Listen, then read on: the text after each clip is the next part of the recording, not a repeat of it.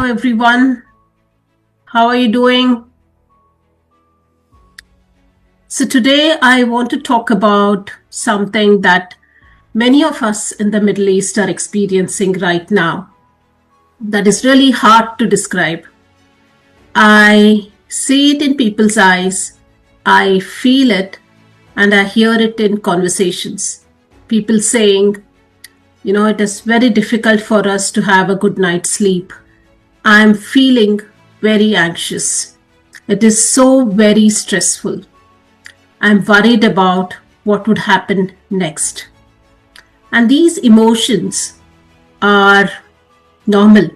It's normal to feel, it's human. It's human to feel anxious, it's human to feel scared because our brains are wired to predict and control the future. So, in times like this, when there is ambiguity, when things are unstable, our brains shift to a hyper-vigilant mode and they activate the stress response and thereby increasing our anxiety.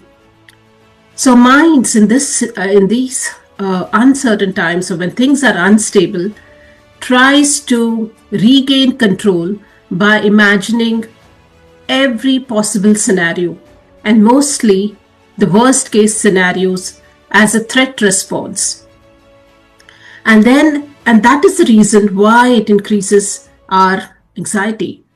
It sometimes becomes a catastrophizer, imagining only the worst possible things.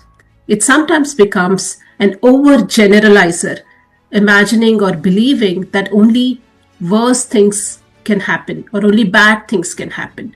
And sometimes it becomes an over-personalizer, believing only bad things happen to me. So the real threat sometimes is not just the outside. The real monster that we have to watch out for is inside our mind, inside our brain, our minds. And if we allow it to take over, if we allow that monster to take control, it will only amplify the news, it will amplify information, it will amplify misinformation mostly, and amplify the rumors, thereby creating these stories. And if we keep feeding that monster, that inner voice, by constantly looking at the news, we never give our nervous system a chance to really calm down. So how do we function effectively in times like this? One strategy that I find extremely helpful is perspective taking. Look at the past, look at the history, and it has shown that human beings have an incredible capacity to endure and adapt faster than we think. We have endured wars, pandemics, epidemics, economic crisis, and each time we have bounced back stronger, and we have endured those hardships collectively as a whole and also personally. These times, in many cases, it reminds me of the corona pandemic, where we all endured those hardships as a whole, as a society, and we bounced back stronger. Another perspective that I find helpful is to look at people in different parts of the world. In many parts of the world, people are facing dire hardships, extreme conditions, where even basic supplies are not met. In comparison, our situation is much better. We have a roof over our head. We have the facility to work from home. We receive our supplies, and we have functioning systems that protect us. So fear and anxiety is natural. These are emotions that all human beings face. But by perspective taking, it helps us to restore our calm and emotional balance and thus embrace the reality. Because the truth is, the more we resist the reality, the more we suffer. And what does this look like at workplaces? Research has shown that in uncertain times like this, almost 42% of the employees feel stressful, feel anxious, there's anxiety, there's burnout, and as a result, it's natural for productivity to go down and job satisfaction to reduce. But research and studies have also shown that if we offer psychological support, social support, and psychological resources to our people, it helps to reduce anxiety, stress, and burnout. So that is why leadership becomes extremely critical in times like these. And in my view, it comes down to 3 levels of leadership. Level 1 is managing yourself. As I always say, leadership begins from within. You cannot stabilize others if you yourself feel overwhelmed.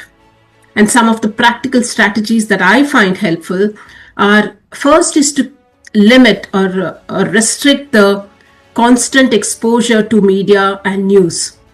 Second is to identify when that monster shows up, identify those catastrophizing thoughts, and then redirect them to something constructive that you enjoy doing, be it reading, be it writing, journaling, or perhaps talking to a friend whom you trust.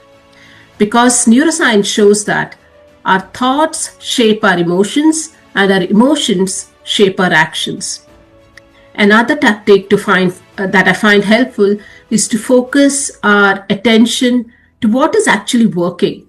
Because in times like this, our mind drifts towards things that do not work. So intentionally bringing our attention back to things that are working and focus on what is within our control, within our sphere of influence. And of course, practicing gratitude for the things that we have, for the people around us, for the support we are getting, counting our blessings. Because remember, the discipline of redirecting your attention towards what is helpful, what is working, is a very helpful skill to maintain that emotional balance. The second leadership level is supporting your people. During times like this, people don't just need instructions. What they really need is psychological safety. So some of the practical tips that I find helpful is to acknowledge the emotions that people are going through, be it fear, stress, anxiety, nervousness, worry, instead of dismissing them. Have those personal check-ins and daily connects at a very personal level.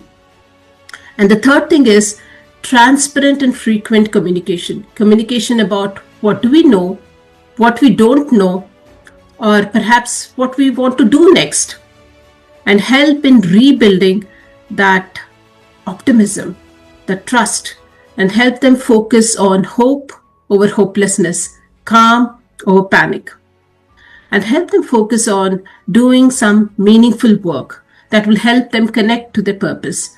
Sometimes during this time, the most helpful act is to just tell people, we can do this together. We'll face whatever the situation is together as a whole. Because resilience sometimes is about not only about bouncing back, but about managing this fear, managing these emotions, and then bouncing back stronger. Acknowledging that uncertainty is more powerful than perhaps predicting that certainty, especially during these times. The third leadership level is about building resilient systems. Resilience cannot just depend on an individual. Organizations must build that resilience by building for disruption, by designing for disruptions. And so look at the entire value chain and identify the weakest links, where your systems are most vulnerable, where the systems are most likely to break, and then plan for redundancies. Where can you plan redundancies across your value chain? Maybe in your operations, maybe in your communications, maybe in your decision making. Another helpful strategy for organizational resilience is to scenario plan and prepare for different futures, considering different permutations and combinations, variables that are relevant for your organization, for your industry, considering the macroeconomic factors, the microeconomic factors, the geopolitical factors, your industry factors or variables that are relevant for your industry, regulations, and then consider consider scenarios when things might go bad, consider scenarios when things might improve, and then decide on what must you protect, what must you plan for.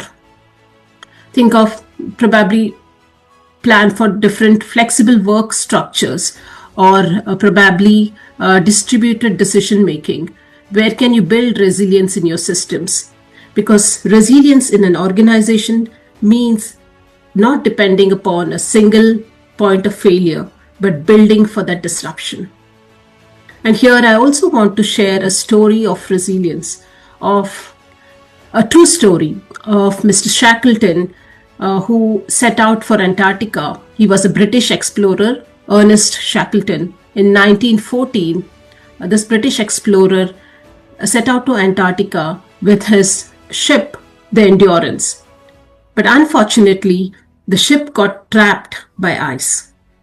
The crew was stuck for 2 years in extreme weather conditions, facing cold, hunger, and uncertainty. And remarkably, every crew member returned back home safe with the leadership, determination, and teamwork. Why? Because Shackleton focused on building up the morale and human connection. It was through he helped them focus on hope rather than helplessness. He helped them focus on survival rather than anxiety and fear. So the lesson is, even when you cannot control the outcome, how you lead makes the difference. So in uncertain times, people don't just need solutions. They need hope, they need psychological safety, they need the trust and steady leadership. So the real test of leadership isn't when things are stable, but when things are unstable, when things are not clear. And perhaps the most important skill that we must all learn is how to be steady. Because resilience is not the absence of fear. It's managing those emotions, managing the fear, embracing the reality, managing the risk, and still moving forward, bouncing back stronger with conviction, with courage, despite the uncertainty. So next time, if your mind races and if you feel anxious, pause, take a step back, and then remind yourself of the monster that loves to create stories. And what must you do? Tame it. Notice the catastrophizing thought and redirect your attention towards what is working. Remind yourself that you cannot control everything, but you can control things that are within your sphere of influence and how you choose to respond. And choose hope over hopelessness, calm over fear and anxiety, or calm over anxiety, or calm over panic. And then most importantly, hold on to faith and optimism. Not blind optimism, but the quiet trust that we as human beings, as humanity, have the power to endure hardships and incredible capacity to support one another, to endure and rebuild as a whole. And one of the mantras that I find helpful in times like this, that I repeat to myself, is I will face whatever comes my way. I've done that in my past and I will do it now. So I'm curious, what are your strategies that you follow when you feel the stress levels are going up? Is it talking to a friend, journaling, writing, maybe walking, exercise, whatever it is? Let me know what helps you. With that, signing off, and see you next time.